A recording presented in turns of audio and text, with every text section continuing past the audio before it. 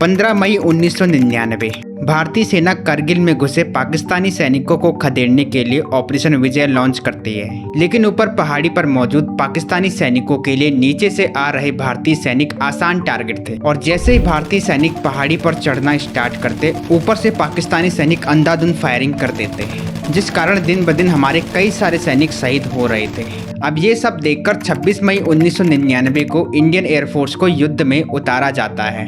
Indian air force ने पहाड़ों पर मौजूद पाकिस्तानी पोजीशंस पर बॉम्बिंग करना स्टार्ट किया, लेकिन इसका भी युद्ध पर कोई असर नहीं पड़ा क्योंकि अब भी ऊपर से उतनी ही फायरिंग आ रही थी जितने की पहले। और यहाँ पर उल्टा 2 दिन के अंदर इंडियन एयरफोर्स ने अपने 2 फाइटर जेट और एक हेलीकॉप्टर खो दिया। दोस्तों, इस टाइम पर लग रहा था कि करगिल अब इंडिया के हाथ से जाने वाला है क्योंकि ऊपर पहाड़ियों पर बैठे पाकिस्तानी सैनिकों को हटाना लगभग नामुमकिन सा हो गया था। लेकिन तभी इस युद्ध में एंट्री होती है एक ऐसे देश की जिसकी कुछ सालों पहले तक नई दिल्ली में एम्बेसी भी नहीं थी। और जब मैंने इस बारे में पढ़ा तो मुझे पता चला अगर ये देश इंडिया की हेल्प में नहीं आता तो क्या पता आज करगिल भारत का हिस्सा ना होता, या फिर हो सकता था कि करगिल पूरी तरह से हमारे हाथ से चला जाता। दोस्तों, वो देश कोई और नहीं था बल्कि वो देश था इजराइल। तो चलिए इस वीडियो में जानते हैं कैसे इजराइल ने करगिल युद्ध के दौरान भारत की मदद की। 1971 के युद्ध के बाद भारत और पाकिस्तान के बीच शिमला समझौता होता है और इस समझौते के अंदर कश्मीर में दोनों देशों की सीज फायर लाइन तय की जाती है। लेकिन ये लाइन पॉइंट 4892 पर समाप्त हो जाती थी क्योंकि इसके आगे आता था सियाचिन ग्लेशियर, जहाँ का टेम्परेचर इतना लो था कि यहाँ दोनों देशों में से किसी भी देश की सेना नहीं रहती थी, यानी कि एक तरह से ये एक नो मैंस लैंड था। लेकिन 1984 के दौरान एक बार फिर से पाकिस्तान ने अपनी नापाक हरकतें करना शुरू कर दिया। पाकिस्तान सियाचिन के इस एरिया को अपने मैप में दिखाना स्टार्ट कर देता है। इसके अलावा पाकिस्तान अपने साइड से विदेशी टूरिस्ट को भी सियाचिन ग्लेशियर पर चढ़ाई करने की परमिशन दे रहा था। जब इंडियन गवर्नमेंट को इस बात का पता चला तो इंडियन गवर्नमेंट सतर्क हो गई क्योंकि इंडिया सियाचिन को अपना पार्ट मानता था और सियाचिन ग्लेशियर पर इंडिया का कंट्रोल होना जरूरी था क्योंकि ये एक स्ट्रेटेजिक पॉइंट था और यहाँ की ऊंची चोटियों से इंडिया पाकिस्तान और चाइना की गतिविधियों पर नजर रख सकता था। इसी दौरान साल 1984 में पाकिस्तानी आर्मी एक ब्रिटिश कंपनी को कई सारे सर्दियों के कपड़े, जूते और दस्तानों के ऑर्डर देती है। लंदन में मौजूद इंडिया के रॉ एजेंट्स को जब इस बात का पता चला तो उन्होंने इसकी और जांच पड़ताल की। पाकिस्तान की गतिविधियों को देखने के बाद फाइनली रॉ को पता चला कि उसी साल पाकिस्तान सियाचिन ग्लेशियर पर एक बहुत बड़ा मिलिट्री ऑपरेशन लॉन्च करने वाला है, जिसमें वो सियाचिन की सारी ऊंची चोटियों पर कब्जा करने वाला था, जिसका मतलब था कि सियाचिन ग्लेशियर परमानेंटली पाकिस्तान का पार्ट बन जाता। जब इंडियन गवर्नमेंट को इस बात का पता चलता है तो इंडियन आर्मी तुरंत ऑपरेशन मेघदूत लॉन्च करती है। इंडियन आर्मी ने यहाँ अपने सैनिकों को हेलीकॉप्टर से एयर ड्रॉप किया और पाकिस्तान के आने से कुछ दिनों पहले ही सियाचिन की सारी चोटियों पर कब्जा कर लिया। इस तरह अब सियाचिन पर परमानेंटली इंडिया का कब्जा हो चुका था। दोस्तों, जब ये सारी घटना घटी तो उस टाइम पर एक पाकिस्तानी फौजी ये सब देखकर बहुत ज्यादा गुस्से में था और वो फौजी कोई और नहीं था, उसका नाम था परवेज मुशर्रफ। और परवेज मुशर्रफ ने कसम खाई कि वो टाइम आने पर इंडिया से इस चीज का बदला जरूर लेगा। 1998 में परवेज मुशर्रफ की किस्मत चमकती है और उसे पाकिस्तानी आर्मी का चीफ बनाया जाता है। अब उसके पास इंडिया से बदला लेने का मौका था। आर्मी चीफ बनने के बाद परवेज मुशर्रफ इंडिया से बदला लेने के लिए अलग अलग तरीके खोजने लगा और तभी उसकी नजर पड़ती है करगिल पर। करगिल इंडिया पाकिस्तान बॉर्डर के पास मौजूद ऊंची ऊंची पहाड़ियों वाला एरिया है जिन पर इंडियन आर्मी का कंट्रोल था। लेकिन सर्दियों में यहाँ बहुत ज्यादा ठंड पड़ती थी, इसलिए इंडियन आर्मी इन पहाड़ियों पर मौजूद अपने बंकर्स को छोड़कर नीचे आ जाती थी और गर्मियां आने पर भारतीय सैनिक पहाड़ों पर मौजूद अपने बंकर में वापस आ जाते थे। परवेज मुशर्रफ ने इसी मौके का फायदा उठाया और 1999 की सर्दियों में जब भारतीय सैनिक नीचे आई तो पाकिस्तानी सैनिकों ने इसका फायदा उठाकर चुपचाप इन चोटियों पर कब्जा कर लिया। पाकिस्तानी सैनिक यहाँ हजारों की तादाद में घुसकर कई बंकर बना देते हैं। ये करने से पाकिस्तान को मेनली 2 फायदे हुए। एक तो उन्होंने करगिल पर कब्जा कर लिया था और दूसरी तरफ इन पहाड़ियों से NH-1A क्लियरली दिखाई देता था जो कि श्रीनगर से लेह और लेह से सियाचिन की ओर जाता था, जिसका मतलब था कि पाकिस्तानी सैनिक इस हाईवे से जा रहे इंडियन आर्मी के कॉन्वॉय पर सेलिंग कर सकते थे, जिस कारण सियाचिन तक सप्लाई नहीं पहुंच पाती और सियाचिन ग्लेशियर पूरी तरह इंडिया से कट जाता। इसका मतलब था कि पाकिस्तान के पास सियाचिन ग्लेशियर को वापस पाने का एक सुनहरा मौका आ चुका था। 2 मई 1999 को ताशिन नामगाल का एक आदमी इस एरिया में अपनी खोई हुई याक को ढूंढ रहा था। तभी उसकी नज़र कुछ लोगों पर पड़ी जो कि पहाड़ी के ऊपर अपना बंकर बना रहे थे। इन लोगों के पास हथियार भी थे और ये देखने में कहीं से भी इंडियन आर्मी के सोल्जर्स नहीं लग रहे थे। ताशी नामग्याल ने जैसे ही इनको देखा उसने तुरंत नीचे मौजूद इंडियन आर्मी को इसकी खबर दी और इस तरह 3 मई 1999 को पहली बार इंडियन आर्मी को पाकिस्तान की घुसपैठ का पता चला। शुरुआत में इंडियन आर्मी को लगा कि ऊपर केवल 20 से 25 आतंकवादी घुसे होंगे और 15 मई को मेजर सौरभ कालिया 5 और भारतीय सैनिकों के साथ यहां पेट्रोलिंग पर जाते हैं। लेकिन तभी यहां बड़ी तादाद में मौजूद पाकिस्तानी सेना इन्हें घेर लेती है और बेरहमी से इनकी हत्या कर देती है। अब इंडियन आर्मी को एहसास हुआ कि मामला काफी सीरियस है और भारतीय सेना ने यहां घुसपैठ कर चुके पाकिस्तानी सैनिकों का पता लगाना शुरू किया।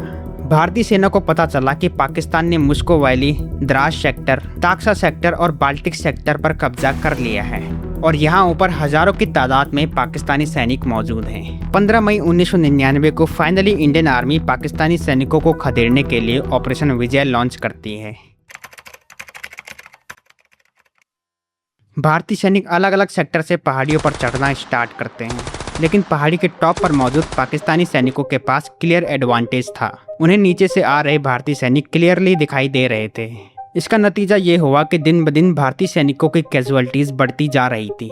अब दोस्तों, मिलिट्री डॉक्ट्रिन में एक रूल होता है जिसे रूल ऑफ थंब कहा जाता है, जिसका मतलब है कि अगर कोई अटैकिंग फोर्स किसी जगह को अटैक कर रही है तो उसके पास डिफेंडिंग फोर्स के कंपैरिजन में कितने सैनिक होने चाहिए। अगर प्लेन एरिया की बात की जाए तो यहाँ ये रेशियो होता है 1:3, यानी कि किसी मैदानी एरिया में 100 सैनिक है जो कि किसी जगह को डिफेंड कर रहे हैं, तो उस जगह को कब्जाने के लिए अटैकिंग फोर्स के पास उसके 3 गुना यानी कि 300 सैनिक होने चाहिए। लेकिन जब माउंटेन की बात आती है तो ये रेशियो 1:10 हो जाता है, यानी कि पहाड़ी के टॉप पर बैठे एक सैनिक को हटाने के लिए अटैकिंग फोर्स को 10 सैनिक भेजने पड़ेंगे। जिसका मतलब था कि मान लो अगर करगिल की पहाड़ी पर 1000 पाकिस्तानी सैनिक मौजूद हैं, तो इन पहाड़ियों को पूरी तरह कैप्चर करने के लिए भारतीय सेना को अपने 10,000 जवानों की जान को दांव पर लगाना पड़ता। और इस तरह जब इंडियन आर्मी की कैजुअलिटीज बढ़ने लगी तो फाइनली 26 मई 1999 को इंडियन एयरफोर्स को युद्ध में उतारने का फैसला लिया जाता है। 26 मई 1999 को इंडियन एयरफोर्स ऑपरेशन सफेद सागर लॉन्च करती है। दोस्तों, इंडियन एयरफोर्स के इस युद्ध में एंटर करने के बाद अब भारतीय सैनिकों को लगा कि पहाड़ियों पर चढ़ाई करना आसान हो जाएगा। 26 मई को इंडियन एयरफोर्स के जेट करगिल की पहाड़ियों पर कई जगह बॉम्बिंग करते हैं, लेकिन इसके बाद जैसे ही सैनिकों ने नीचे से पहाड़ी चढ़ना शुरू किया, ऊपर से उतनी ही फायरिंग आ रही थी जितनी की पहले, यानी कि एयरफोर्स की बॉम्बिंग का भी पाकिस्तानी सैनिकों पर कोई असर नहीं पड़ रहा था। दरअसल पाकिस्तानी सैनिक 18,000 फीट की ऊंचाई पर मौजूद थे और इंडियन एयरफोर्स इन पर डम बॉम्ब या फिर अनगाइडेड बॉम्ब ड्रॉप कर रही थी। ये बॉम्ब काफी इनइफेक्टिव साबित हो रहे थे। इन बॉम्ब को ड्रॉप करने के लिए पहले फाइटर जेट को टारगेट के पास जाना पड़ता और यहाँ से एयरक्राफ्ट की पोजीशन और वेलोसिटी को कैलकुलेट करके बॉम्ब गिराया जाता। अब इस टाइप के ग्रेविटी बॉम्ब मैदानी एरिया में तो इफेक्टिव होते हैं, लेकिन करगिल में ये बिल्कुल भी काम नहीं कर रहे थे, क्योंकि मान लो अगर किसी बॉम्ब का ब्लास्ट रेडियस 300 मीटर है, तो अगर मैदानी एरिया में ये बॉम्ब 100 मीटर दूर भी गिरता है फिर भी ये अपने टारगेट को डिस्ट्रॉय कर देगा। लेकिन करगिल जैसी ऊंची पहाड़ियों में अगर ये बॉम्ब अपने टारगेट से 20 मीटर दूर भी गिरता तो ये सीधा खाई में जाता और पाकिस्तानी बंकरों पर इसका कुछ भी असर नहीं पड़ता। हालात ऐसे हो गए थे कि पाकिस्तानी सैनिक अपने ऊपर इंडियन जेट्स को उड़ते हुए देखते, लेकिन उन्हें कुछ भी असर नहीं पड़ता और भारतीय सैनिकों ने भी एयरफोर्स से होप लगाना छोड़ दिया, क्योंकि बॉम्बिंग करने के बाद भी ऊपर से हो रही फायरिंग में कोई कमी नहीं आ रही थी। इसी दौरान 27 मई 1999 को एयरफोर्स के लिए 2 बुरी खबरें आती हैं। 27 मई 1999 को एक मिशन के दौरान फ्लाइट लेफ्टिनेंट के नचिकेता का इंजन फ्लेम आउट हो जाता है, जिस कारण उनका MiG-27 तेजी से नीचे की ओर गिरने लगता है और नचिकेता अपने एयरक्राफ्ट से इजेक्ट कर जाते हैं। नचिकेता की लोकेशन को ट्रेस करने के लिए फ्लाइट लेफ्टिनेंट अजय आहूजा अपने MiG-21 को उनके पीछे ले जाते हैं, लेकिन इसी दौरान एक पाकिस्तानी स्टिंगर मिसाइल उनके एयरक्राफ्ट को हिट करता है, जिस कारण वो भी इजेक्ट कर जाते हैं। ये दोनों पाकिस्तान के पीओके में लैंड करते हैं और इन्हें अलग अलग जगह से पाकिस्तानी सेना पकड़ लेती है। नचिकेता की किस्मत अच्छी थी कि उनका पैराशूट पढ़े लिखे समझदार पाकिस्तानी सैनिकों के बीच लैंड किया, जिस वजह से वो पाकिस्तानी सैनिकों की कस्टडी में गए और कुछ दिनों बाद उन्हें रिहा कर दिया गया। लेकिन अजय आहूजा ऊर्जा की किस्मत इतनी अच्छी नहीं थी। उनका पैराशूट जहां पर लैंड किया वहां पर अनपढ़ और जाहिल पाकिस्तानी सैनिक मौजूद थे। इन्होंने तुरंत अजय आहूजा को घेर लिया और पॉइंट ब्लैंक रेंज पर उन्हें शूट करके मार दिया। इसके अगले दिन ही इंडिया का एक MH17 हेलीकॉप्टर पाकिस्तान की स्टिंगर मिसाइल की रेंज में आकर शूट हो जाता है, जिस कारण इसके अंदर मौजूद सारे सैनिक मारे जाते हैं। अब मामला काफी सीरियस हो चुका था। इंडियन एयरफोर्स के लिए सबसे पहले पहाड़ियों पर छुपे पाकिस्तानी सैनिकों की एग्जैक्ट लोकेशन का पता लगाना जरूरी था और इसके लिए इंडिया अमेरिका से GPS की हेल्प मांगता है। दरअसल उस टाइम पर अमेरिका के पास GPS टेक्नोलॉजी थी, जिसका मतलब था कि अमेरिका के सैटेलाइट पहाड़ियों पर मौजूद पाकिस्तानी सैनिकों की एग्जैक्ट लोकेशन देख सकते थे। लेकिन अमेरिका ने इंडिया को अपनी GPS टेक्नोलॉजी देने से मना कर दिया। अब इंडियन एयरफोर्स के पास एक ही ऑप्शन बचा था, अपने लेजर गाइडेड बॉम्ब को यूज करना। एक laser guided bomb normal unguided bomb से काफी डिफरेंट होता है। एक लेजर गाइडेड बॉम्ब कुछ इस तरह से काम करता है। सबसे पहले फाइटर जेट एनिमी टारगेट के पास जाकर उस पर एक इनविजिबल इंफ्रारेड फायर करता है। एक बार जब लेजर अपने टारगेट को लॉक कर देता है तो इसके बाद फाइटर जेट से बॉम्ब ड्रॉप किया जाता है और इस बॉम्ब में लगे सेंसर इस लेजर की बीम को ट्रैक करते हैं और बीम को फॉलो करके सीधा अपने टारगेट पर जाकर फट जाते हैं। लेकिन प्रॉब्लम ये थी कि इस टाइम पर इंडिया के पास ऐसे लेजर गाइडेड बॉम्ब बहुत ही कम संख्या में मौजूद थे और इंडियन एयरफोर्स ने इन्हें फुल स्केल वॉर के लिए बचाकर रखा था। दरअसल इंडियन एयरफोर्स को डर था कि अगर ये युद्ध पाकिस्तान के साथ फुल स्केल वॉर में बदल जाता है तो उस टाइम पर इंडिया अपने लेजर गाइडेड बॉम्ब को पाकिस्तान के इंफ्रास्ट्रक्चर जैसे ब्रिजेस और मिलिट्री हेडक्वार्टर को टारगेट करने के लिए यूज करेगी। इसलिए इंडियन एयरफोर्स इन बॉम्ब को अभी यूज करके रिस्क नहीं लेना चाहती थी। इसके बाद इंडिया के सामने एक और प्रॉब्लम आ जाती है। एक साल पहले इंडिया ने पोखरण में अपना न्यूक्लियर बॉम्ब टेस्ट किया था, जिस कारण अमेरिका ने भारत पर सैंक्शन लगा दिए और भारत ने अमेरिका से जो पे अवे बॉम्ब और गाइडेंस किट खरीदी थी, अमेरिका ने वो आधी डिलीवरी करके रोक लगा दी। यानी कि इंडिया के पास कुछ पार्ट्स ही पहुंच पाए थे। दोस्तों, अब सिचुएशन काफी सीरियस हो चुकी थी और करगिल पर वापस कब्जा करना अब नामुमकिन सा लग रहा था। इंडिया को यहाँ पर समझ नहीं आ रहा था कि क्या किया जाए और तभी इसी टाइम पर इंडिया को याद आता है एक ऐसा देश जो हमेशा इंडिया की हेल्प करने के लिए तैयार रहता था। जून 1999 की शुरुआत में इंडिया इजराइल से ऑफिशियली हेल्प मांगता है। दरअसल 2 साल पहले 1997 में इंडिया ने इजराइल से लाइटनिंग पॉड ऑर्डर किए थे। ये लाइटनिंग पॉड एयरक्राफ्ट पर लगाए जाने थे, जिनका काम था लेजर बीम फायर करना। साथ ही इनमें हाई रेजोल्यूशन कैमरा लगा हुआ था, जो कि पहाड़ी पर मौजूद पाकिस्तानी सैनिकों की लोकेशन फाइंड करने में हेल्प कर सकता था। डील के मुताबिक इजराइल को अगले साल तक इन लाइटनिंग पॉड को डिलीवर करना था, लेकिन इंडिया की साइड से रिक्वेस्ट आई कि उन्हें ये लाइटनिंग पॉड तुरंत चाहिए। साथ ही इंडिया ने इजराइल से उसके इंजीनियर्स को भी इंडिया भेजने की रिक्वेस्ट की, ताकि वो इन लाइटनिंग पॉड्स को इंडिया के फाइटर जेट्स में लगा पाए। इजराइल ने बिना किसी शर्त के इंडिया की रिक्वेस्ट को एक्सेप्ट कर लिया और अपने इंजीनियर्स को इंडिया भेजा। अब सिचुएशन ऐसी थी कि फ्रांस के मिराज 2000 के नीचे इजराइल का लाइटनिंग पॉड लगाना था, जो कि अमेरिकन पे अवे किट को कैरी करता है, जिसके अंदर मौजूद ब्रिटिश बॉम्ब को फटना था। यानी कि 4 अलग अलग कंट्रीज के वेपन को एक साथ इंटीग्रेट करना था। लेकिन इजरायली इंजीनियर्स भी कम नहीं थे। उन्होंने मिराज 2000 जेट के सॉफ्टवेयर को अपडेट किया और 12 दिन के अंदर अपना लाइटनिंग पॉड और अमेरिका का पे अवे बॉम्ब इसके साथ फिट कर दिया। इंडियन एयरफोर्स का मिराज 2000 जेट अब लेजर गाइडेड बॉम्ब से इक्विप हो चुका था। अब इंडियन एयरफोर्स के मिराज 2000 ने कुछ इस टाइप से बॉम्बिंग करनी थी।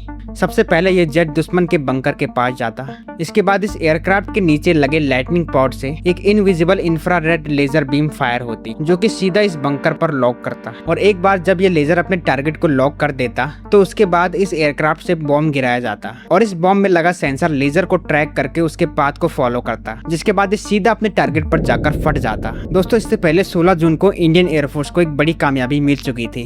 15 जून को इंडियन एयरफोर्स के जेट मुंतोधालो में मौजूद पाकिस्तानी आर्मी के लॉजिस्टिक हब की लोकेशन को पता कर लेते हैं। इसके बाद अगले दिन 16 जून को यहाँ पर इंडियन एयरफोर्स के 6 जेट 1000 किलो बॉम्ब ड्रॉप करते हैं, जिससे कि पाकिस्तान का पूरा लॉजिस्टिक हब तबाह हो जाता है और यहाँ मौजूद 300 पाकिस्तानी सैनिक मारे जाते हैं, क्योंकि ये एरिया बड़ी जगह में फैला हुआ था और यहाँ 100 से भी ज्यादा पाकिस्तानी टेंट मौजूद थे, इसलिए यहाँ पर अनगाइडेड बॉम्ब काम कर जाते हैं। लेकिन ऊपर की चोटियों जैसे टाइगर हिल पर अभी भी पाकिस्तानी सैनिक मौजूद थे और इन पर अनगाइडेड बॉम्ब का कोई असर नहीं हो रहा था। इसलिए अब फाइनली बारी आती है इंडियन एयरफोर्स के लेजर गाइडेड बॉम्ब्स की। 24 जून को इंडिया का पहला मिराज 2000 अपने लेजर गाइडेड बॉम्ब के साथ उड़ान भरता है और जब ये प्लेन टाइगर हिल के ऊपर पहुंचा तो पाकिस्तानी सैनिकों को प्लेन की आवाज सुनाई दी। लेकिन उनके लिए नॉर्मल था, क्योंकि हर दिन इंडियन एयरफोर्स के जेट उनके ऊपर से गुजर रहे थे। पाकिस्तानी सैनिकों ने सोचा होगा कि इनको बॉम्ब गिराने दो, क्या ही कर लेंगे। पिछले पिछले कई दिनों से बॉम्ब ही तो गिरा रहे हैं, लेकिन उनको पता नहीं था कि अब उनके ऊपर लेजर गाइडेड बॉम्ब आने वाला है। मिराज 2000 में मौजूद विंग कमांडर रघुवीर नामवीर अपने जेट को टाइगर हिल के पास लाते हैं। इसके बाद इनके एयरक्राफ्ट के नीचे मौजूद लाइटनिंग पॉड यहाँ मौजूद पाकिस्तानी बंकर पर लेजर बीम फायर करता है।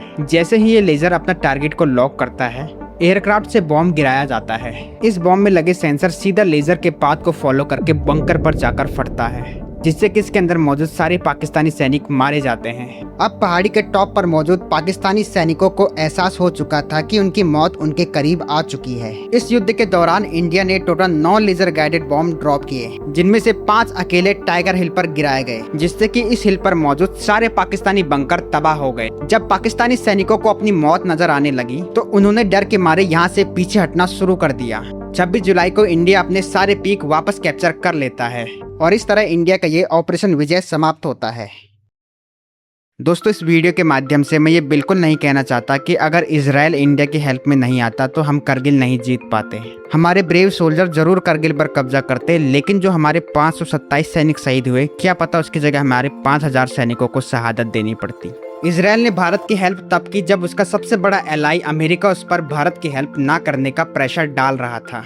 ये युद्ध इंडिया इजराइल डिफेंस रिलेशनशिप की फाउंडेशन बना और आज इजराइल इंडिया का one of the major defence partner है। दोस्तों, अगर आपको जानना है कि रशिया का यूक्रेन को एक हफ्ते में कैप्चर करने का प्लान कैसे फेल हुआ, तो आप मेरी ये वीडियो देख सकते हैं। और अगली वीडियो किस टॉपिक पर बनाऊं, कमेंट सेक्शन में जरूर बताना।